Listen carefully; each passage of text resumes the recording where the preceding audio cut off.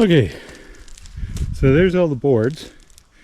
Now I've just loosely arranged them, and I will have to get creative because I'm short probably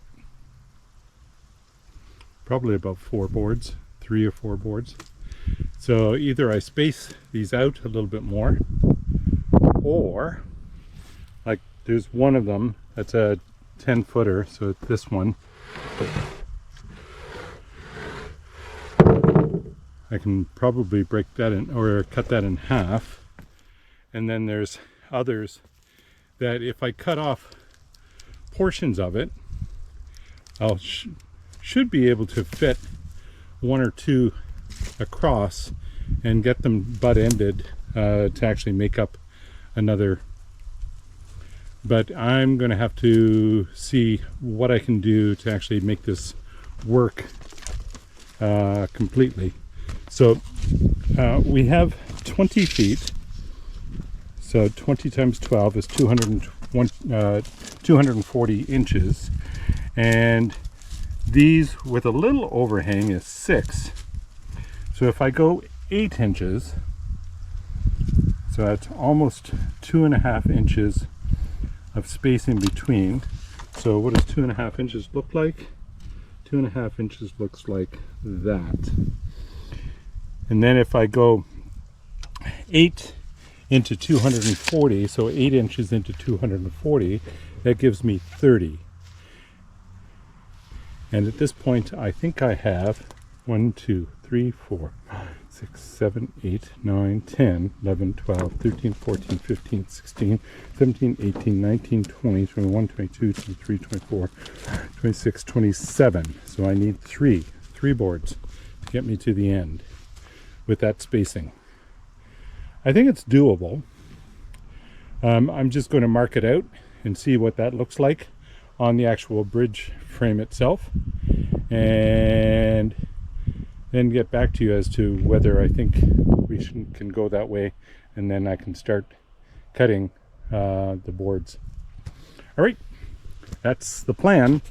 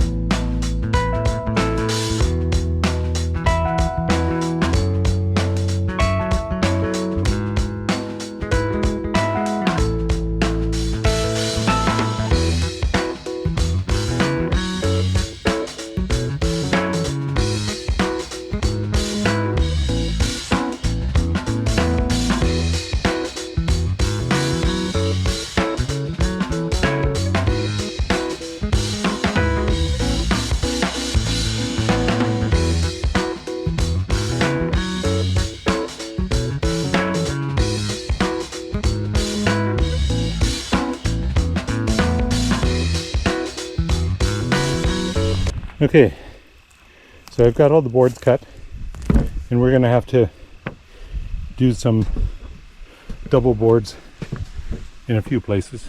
I've just got 3 right now. I think that'll do. But overall, I think it works quite nicely. So on this end, all we need to do is just fill in with soil in between here. And I think we can find enough to be able to actually do that. So at the end of this is just going to be filled in dirt. And then the other end, what I'm going to do is take some 2x8s, shave the ends off, and they're about 8 footers or so. I'll have a ledger board here on the end and on the other end as well, so that it's even. And then what will happen is that the ledger board will hold 3 hangers probably, and then I'll put 2x6 on them, and it'll reach the ground in about 8 feet or so. It's not too far off, and I think that'll work quite nicely. And then we'll basically have our bridge. No problems in terms of walking across it. Taking Henry across it should be not a problem. I have to tie all the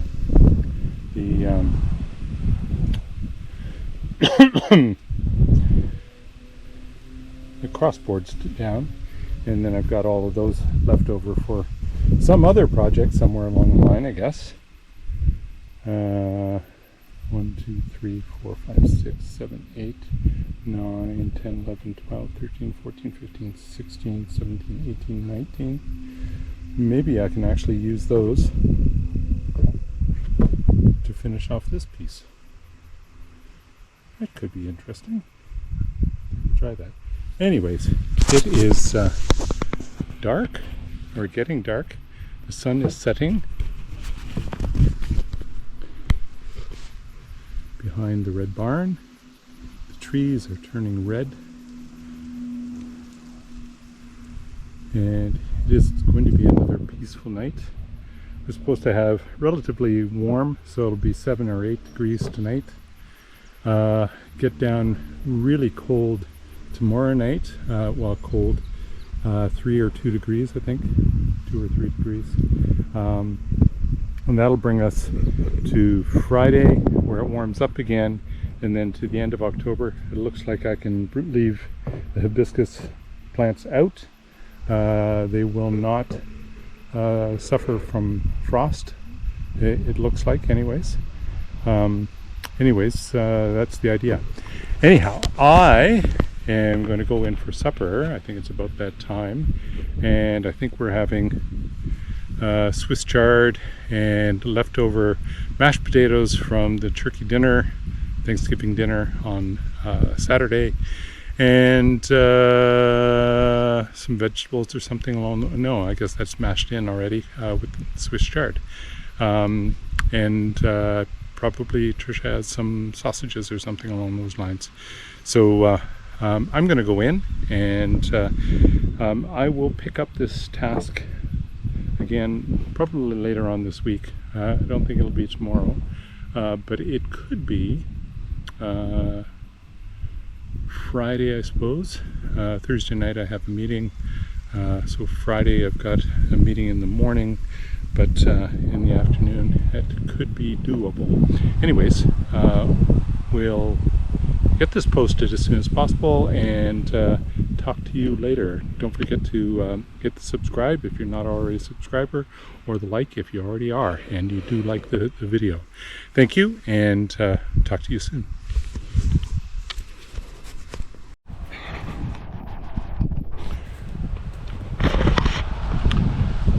So it's Roland from East Marsh Acres, and it's another Saturday. We've got another set of projects that we're working on. Well, sort of. So here's what Patricia's up to. She's adding to our blueberry patch. So we already had the original 4 plants, 3 plants. We had 4, but one died. There was a 4th one, but it died somewhere. Rabbits ate them. Yeah, something along those lines. And now we've got another 7, so that'll bring us up to 10 total. So Tricia's got these planted already, this one, and this one, and so we're going to make basically pathways that we can bring the tractor through, just to bring the weeds down, and then we're going to cover the entire section with mulch anyways. So it'll go out as far as where Albie's laying down, showing where the edges of the blueberry patch are going to be. And here's the outside row here. I think in the future we may end up adding some more, but let's see if we can get these going first. So what Tricia's doing is first digging the hole, which is what she's up to right there. And then she brings in a bunch of peat moss that has been wetted for the last week or so, and that is going to go at the bottom of the holes, and it's designed to actually lower the pH of the soil, because blueberries need acidic soil, so that's lower than 7. I think they like somewhere around 6 or something along those lines, so it doesn't have to go down a lot. And what we'll be doing after the peat moss, because the peat moss only lasts apparently a short period of time, is that we'll be adding in nursery sulfur or something along those lines, plant sulfur, and that's designed to be a longer lasting pH decline kind of piece. And that's just a surface. Apparently you just put a little bit of the sulfur, which is a powder, onto the surface of the soil, and then work it in a little bit, and then it leaches in with rainwater, etc., as the season progresses, and it lasts apparently a lot longer, several months, as compared to that very short period of time, six weeks or something. I think for the I'm peat going moss. I'm going to also fertilize them a little bit with an all-purpose fertilizer for the winter, just to get the roots going. going. Yeah. So no low nitrogen in the High there. phosphate and potassium. Right, and we'll do that on our other all of our fruit trees as well too, and for the winter. So high P, K, and low N. Anyways, just an opportunity to get back to chemistry. I will bring you over to the other project that I'm working on, hopefully to finish off for once and for all. We'll see where we get. At least I hope to have the final supplies. So the last supplies that I'm needing are these in the car itself. So I've got 2x8s. There's a 10-footer and then 6 2 8-footers. And I've got some joist hangers and screws, smaller screws than I had before. The idea is to finish off this bridge. So the 2x10 is going to be cut across here and attached at the end. So essentially it becomes a joist hanger in this area at the end. A plate that I can put the joist hangers on. And then the shorter 2x8s I'm going to cut in half here and just slope them a little bit so that they're going to be essentially providing an access ramp to this side. And then I'm going to use 4 longer ones to do the same thing on this side. So we'll end up going down to the top of the soil here on this side. And then I need to attach all of the deck boards to the top of the bridge and to the ramps. So that's on the agenda for today. Let's see how far we get. I hope that I'm going to be able to actually get most of the deck boards on so that everything is clad and ready to go by the end of the day. At least that's the plan. All right, we'll bring you along for the ride. I've got the other camera set up and ready to go, and we'll see how far I can get. All right, talk to you soon.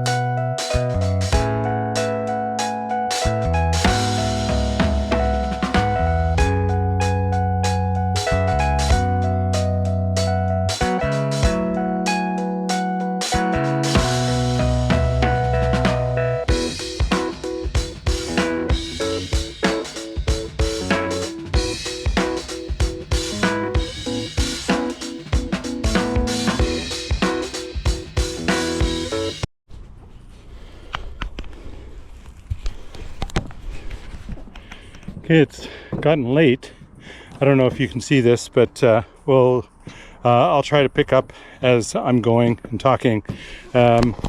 So just to give you an overview as to what I got accomplished, I was able to put the ends that essentially allow us to get onto the bridge in place, and they're partially covered by half pieces of Trex board.